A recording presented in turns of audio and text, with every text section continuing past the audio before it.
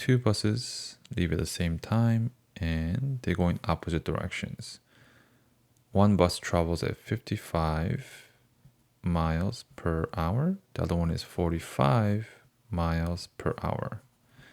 When will they be 400 miles apart? So the distance is 400.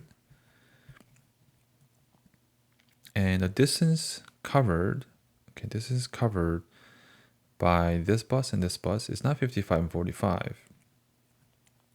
If you let x be number of hours passed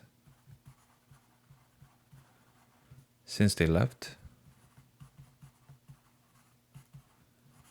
right? What will be the expression for distance that this bus has traveled? Right? Distance is speed times by time. I have my expression for time here, so it's 55x and 45x. So the expression will be 55x plus the distance of 45x. When will they add up to 400? That's the equation setup. Okay, so this here translates the sentence. To solve for x now, well, this is exactly 100x. So x is 4. Therefore, after 4 hours, right, they will cover 400 miles.